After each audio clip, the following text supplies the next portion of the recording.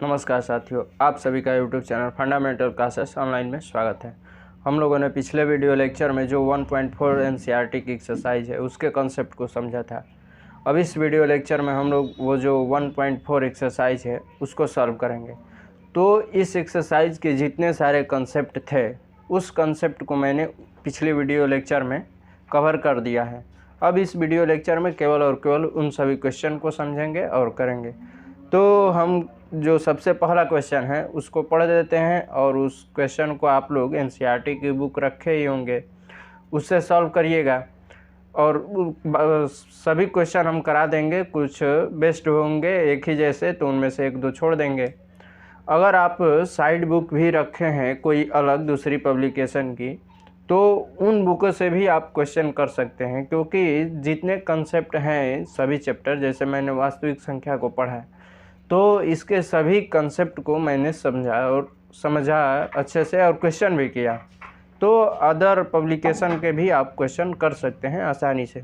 तो इसका हम लोग सबसे पहला क्वेश्चन देखेंगे। क्वेश्चन क्या कह रहा है इसको हम लोग पढ़ लेते हैं। पहले कह रहा है कि लंबी विभाजन प्रक्रिया किए बिना बताइए कि निम्नलिखित परिमेय संख्याओं के दशमलव प्रसार शांत है या अशांत आवर्ती है।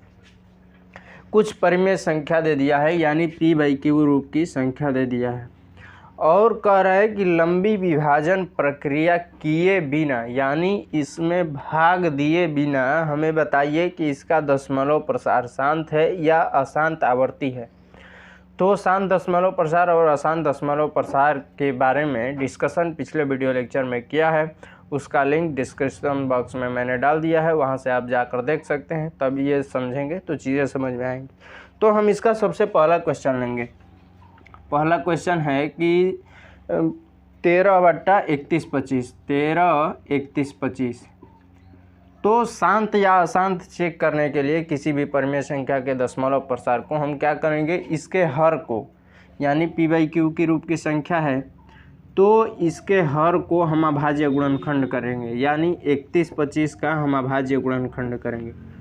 तो इसका गुणनखंड हम कर रहे हैं तो 5 से ये कटेगा, 5 6 का 30 हो जाएगा, यहाँ से 1 बचेगा, 5 दूनी 10 हो जाएगा, यहाँ से 2 बचेगा, 5/25। फिर ये 5 से कटेगा, 5 से कम 5 हो जाएगा, यहाँ से 1 बचेगा, 5 दूनी 10 हो जाएगा, 2 बचेगा, 5/25 हो जाएगा। 5 दूनी 10 5/25, ये हो जाएगा 5 से 25, 5 से कम 5, यानी इसका गुणनखंड हुआ 31/25 का 5 × 5 × 5 × 5 × 5, ये इसका गुणनखंड हुआ। जब बेस सेम होता है तो घातें जुड़ जाती है, यानी यहाँ पर ये सबकी घात 1 1 है तो 5 के घात 5 हो जाएगा।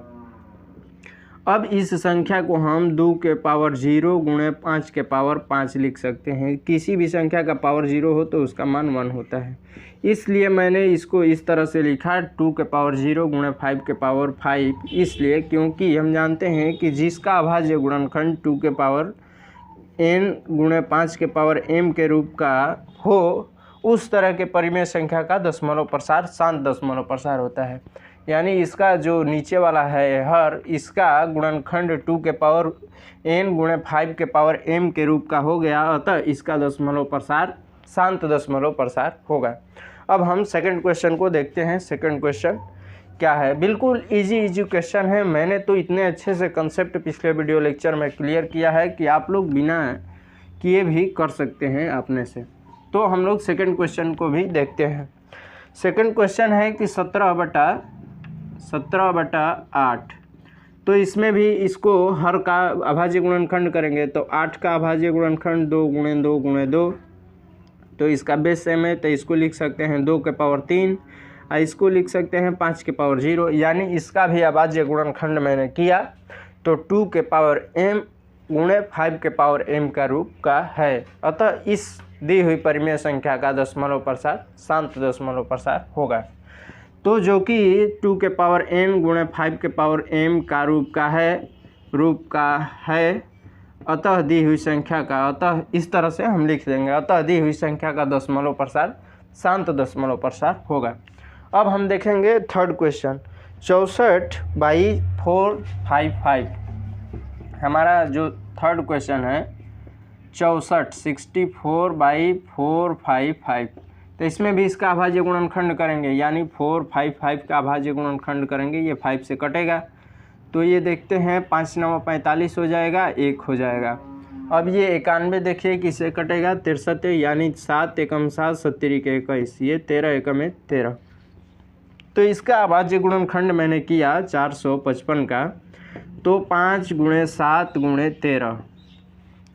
तो इसे हम 2 के पावर 0 2 के पावर n × 5 के पावर m के रूप में नहीं लिख सकते हैं, क्यों? तो अतः इसका अभाज्य जो दशमलव प्रसार होगा असंत आवर्ती होगा। आप लोग यहाँ पर यह कहेंगे कि इसके अभाज्य गुणनखंड में हम इस तरह 2 के पावर n या 5 के पावर 1 नहीं लिख सकते हैं, इस तरह भी तो लिख सकते हैं, इसका भी मान 1 हो जाएगा, तो ये तो फिर हमारा मान इतना आ जाएगा। तो यहाँ पर इसके अभाज्य गुणनखंड में जो 7 आ रहा है और 13 ये नहीं आना चाहिए, तब हम इस संख्या को 2 के पावर 0 और 5 के पावर 1 के रूप में लिख करके हम बता देते कि इसका जो दशमलव प्रसार होगा शांत होगा। लेकिन इसके अभाज्य गुणनखंड में ये अलग से दूसरा नंबर 2 और 5 के अलावा दूसरा नंबर 7 और 13 आ जा रहा है, यानी इसका अभाज्य गुणनखंड 2 के पावर n × 5 के पावर m का रूप का नहीं है, 2 के पावर n × 5 के पावर m का रूप का नहीं है। अतः दी हुई संख्या का दशमलव प्रसार अशांत आवर्ती होगा। अब हम लोग फोर्थ क्वेश्चन को देखते हैं। फोर्थ क्वेश्चन क्या कहा, फोर्थ क्वेश्चन को कैसे सॉल्व करेंगे, वो है 15/, ये चौथा है एनसीईआरटी का 15/1600। तो इसका अभाज्य गुणनखंड करेंगे 16 को, तो ये 16 का अभाज्य गुणनखंड हो जाएगा, इसको कर लेते हैं 1600, ये 2 8 हो जाएगा, 2 400 हो जाएगा, फिर 200 हो जाएगा, फिर 100 हो जाएगा, फिर 50 हो जाएगा, फिर ये 25 हो जाएगा, फिर 5 हो जाएगा, ये 5 एकम में 5 हो जाएगा, यहाँ पर 1 हो जाएगा, यानी 3 2 है और 2 5 है। इसका अभाज्य गुणनखंड इस तरह से 2 × 2 × 2 × 2 × 2 × 2 × 5 × 5, जब बेस सेम हो तो घात जुड़ रहता है, यानी 2 के पावर 6 × 5 के पावर 2। अतः इसका जो मैंने इसका हर का इस पर दी हुई परिमेय संख्या के हर का अभाज्य गुणनखंड किया तो 2 के पावर n और 5 के पावर m के रूप का हुआ, 2 के पावर n और 5 के पावर m के रूप का हुआ। अतः दी हुई संख्या का जो दशमलव प्रसार होगा शांत दशमलव प्रसार होगा। अब हम लोग देखते हैं जो 5th नंबर क्वेश्चन है उसको करते हैं सॉल्व। तो 5th नंबर क्वेश्चन भी आसान है, 29/343 है, 343। तो इसका भी अभाज्य गुणनखंड करेंगे, तो 343 का अभाज्य गुणनखंड करेंगे, ये किससे कटेगा, तो ये हमें 7 7 28 हो जाएगा और 7 9 63, ये इधर 3 से भी नहीं कटने वाला है, ये 2 से तो कटेगा ही नहीं, 4 से भी नहीं, तो ये 7 से कटेगा, तो 7 28 हो जाएगा 4 बार में, और 28 होगा तो यहाँ से 6 निकलेगा, तो 7 9 63 हो जाएगा, तो 7 7 49, फिर 7 एकम में 7, यानी 343 का हमारा अभाज्य गुणनखंड 7 × 7 × 7, इसे 7 के पावर हम लिख सकते हैं 3, 7 के पावर 3, यानी इसका अभाज्य गुणनखंड जो मैंने 343 का किया है 2 के पावर n × 5 के पावर m का रूप का नहीं है। अतः इस दी हुई परिमेय संख्या का दशमलव प्रसार अशांत आवर्ती होगा। अब हम ये 5 नंबर क्वेश्चन ये तो करके ही दे दिया है गुणनखंड कि 23 में ये 5, ये मेरा 6 नंबर शायद है, 6 नंबर है कि 23/2 के पावर 2 के पावर 3 है और 5 स्क्वायर है, 2 के पावर 3 और 5 स्क्वायर। तो इसका तो अभाज्य गुणनखंड करके दे ही दिया है, जो कि 2 के पावर n 5 के पावर m के रूप का है। अतः दी हुई संख्या का दशमलव प्रसार शांत होगा। जिसका इसका ये 7 नंबर क्वेश्चन है, इसका अभाज्य गुणनखंड 129 बटा में 2 के पावर 2 और 5 के पावर 7 और 7 के पावर, इसका 2 5 के पावर 7 और 7 के पावर 5 दिया है। इसमें ये 2 के पावर n गुणे 5 के पावर m के रूप का नहीं है इसका अभाज्य गुणनखंड, क्योंकि इसमें ये 7 आ रहा है एक, अतः इसके अभाज्य गुणनखंड 2 के पावर n 5 के पावर m के रूप का नहीं है। इसलिए इस दी हुई परिमेय संख्या का दशमलव प्रसार अशांत आवर्ती होगा। इसमें ये 7 नहीं आना चाहिए, लेकिन इसमें 7 दे दिया है इसके अभाज्य गुणनखंड। अब 8वां क्वेश्चन है 8 नंबर, इसको मिटा लेते हैं। 8 नंबर क्वेश्चन भी बिल्कुल आसान है, इसमें तो ज़्यादा गुणनखंड ही नहीं करना है। 6/15 दिया है 8 नंबर जो क्वेश्चन है 6/15, तो ये 15 का हम गुणनखंड करेंगे तो 3 गुणे 5 हो जाएगा, 5 3 15। तो इसे हम 2 के पावर n गुणे 5 के पावर m के रूप का इसका गुणनखंड नहीं है। अतः दी हुई संख्या का जो दशमलव प्रसार होगा अशांत आवर्ती होगा। अब हम लोग जो 9th नंबर क्वेश्चन है 9th नंबर क्वेश्चन कह रहा है कि 35/50 का हमें बताइए कि दशमलव प्रसार क्या होगा। तो इसका करेंगे 50 का, तो 2 गुणे 5 गुणे 5 हो जाएगा, जो कि 2 के पावर 1 गुणे 5 के पावर 2 यानी 2 के पावर n 5 के पावर m के रूप का है इसका अभाज्य गुणनखंड हर का। अतः दी हुई संख्या, ये दी हुई संख्या का दशमलव प्रसार क्या होगा, शांत दशमलव प्रसार होगा। अब जो 10 नंबर क्वेश्चन है x, ये 77/210 है 210। तो इसका जब 210 का भाज्य गुणनखंड करेंगे तो ये हो जाएगा, यानी इसको 70 के 21 3 गुणे 70 लिख सकते हैं। अब इसको 3 गुणे 35 दूनी 70 लिख सकते हैं, 35 गुणे 2। अब 35 को हम लिख सकते हैं 7 गुणे 5 गुणे 2, यानी 2 गुणे 3 गुणे 5 गुणे 7। इसका भी हम देख रहे हैं 210 का भाज्य गुणनखंड 2 के पावर n गुणे 5 के पावर m के रूप का नहीं है। अतः इस दी हुई परिमेय संख्या का दशमलव प्रसार अशांत आवर्ती होगा। अब जो सेकंड क्वेश्चन है, इसी क्वेश्चन को वह कह रहा है, पढ़ देते हैं उस क्वेश्चन को। कह रहा है कि ऊपर दिए गए प्रश्नों में उन परिमेय संख्याओं के दशमलव प्रसारों को लिखिए जो शांत है। जो ये सभी मैंने ये फर्स्ट का क्वेश्चन किया, इसी क्वेश्चन में जो जो परिमेय संख्या का दशमलव प्रसार जिस परिमेय संख्या का शांत आया है उसका दशमलव प्रसार हमें करके बताना है। तो इसी क्वेश्चन को बिल्कुल करना है और ये क्वेश्चन बिल्कुल आसान है, इसे हम लोग जल्दी निपटते हैं इसमें से। जैसे पहला क्वेश्चन है, पहला मैंने क्वेश्चन जब किया 13/25, उसको हम लिख लेते हैं। 13/25 का मैंने अभाज्य गुणनखंड किया था 13/131/25 का, तो इसका अभाज्य गुणनखंड आया था, इसको फिर दोहराना न पड़े इसे हम कर लेते हैं। 5 के पावर 5 इसे आया था 5 के पावर 5 गुणे 5 के पावर 5 गुणे 2 के पावर 0, इसके अभाज्य गुणनखंड में यही आया था। तो इसके अभाज्य गुणनखंड को हम कैसे कर सकते हैं, जैसे इसको हम लिख सकते हैं, देखिए इसी को हम करेंगे, इसका हमें दशमलव प्रसार लिखना है। तो इसको जब हम 13/31/25, अब इसके स्थान पर हम लिख सकते हैं इतना 13/5 के पावर 5। अब हम यहाँ पर क्या करेंगे कि 2, जैसे 2 गुणे 2 गुणे 2 गुणे 2 गुणे 2, इस नंबर से हम ऊपर नीचे मल्टीप्लाई करेंगे। इसलिए करेंगे क्योंकि अभी करते हैं तो समझ में आएंगी। 13 गुणे 2 के पावर इसे 5 लिख सकते हैं, और नीचे भी 5 के पावर 5 गुणे 2 के पावर 5। अब इसे हम क्या करेंगे, दोनों संख्याएं ये जो हैं, जो घात सेम है, तो ये दोनों संख्याएं गुणा में हो सकती है। यानी जब कोई संख्या a b के पावर n हो तो इसे हम a के पावर n b के पावर n अलग अलग लिख सकते हैं। तो जब ये दिया रहेगा, जब पावर सेम हो, ये दोनों बेस वाली संख्या अलग अलग हो, यानी ये दिया रहेगा, तो हम उसे इस फॉर्म में लिख सकते हैं। तो इसीलिए मैंने इसे 5 2 से ऊपर नीचे मल्टीप्लाई किया। तो इसे 13 गुणे 2 के पावर 5 लिख सकते हैं, और ये 2 गुणे 5 के पावर हम लिख सकते हैं 5।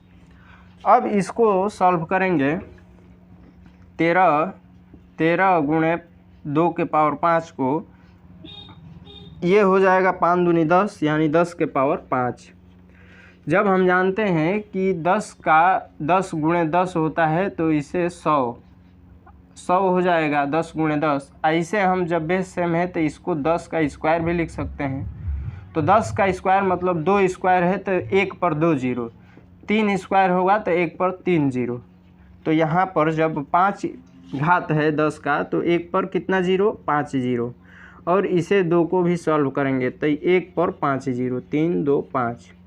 अब जब इसको सॉल्व करेंगे तो 2 गुणे 2 को 2 गुणे 2 गुणे 2 गुणे 2 तो ये 4 हो जाएगा, 8 हो जाएगा, 16 हो जाएगा, 32 हो जाएगा, यानी यहाँ पर 32 हो जाएगा। अब 13 दूनी 26, इसे मल्टीप्लाई कर देंगे। 13 दूनी 26 हो जाएगा, 2 तेरतियाँ 39, 39 और 2 हो जाएगा 41, यानी 41 भगे 1 2 3 4 5। अब जब हम देखिए इसे समझ लेते हैं, जब किसी संख्या, मान लीजिए कोई संख्या है 12 है, इसमें 10 से भाग देंगे, तो जब भाग देंगे तो क्या हो जाता है 1.2, यानी जब 10 से संख्या भाग देंगे तो 1 दशमलव इधर लग जाता है।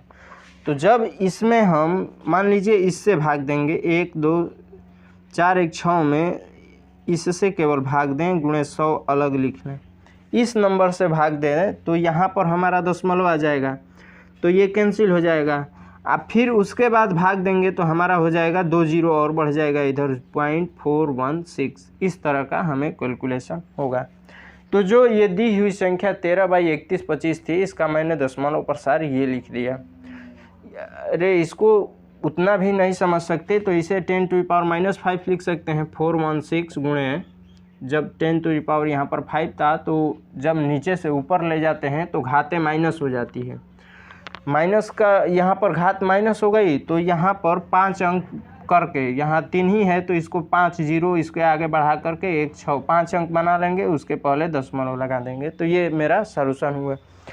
अब हम लोग अगले क्वेश्चन को देखते हैं। अगला क्वेश्चन भी बिल्कुल आसान है। अगला क्वेश्चन का मैंने जब उसका किया था गुणनखंड, अभाज्य गुणनखंड, तो आया था 2 के पावर 3।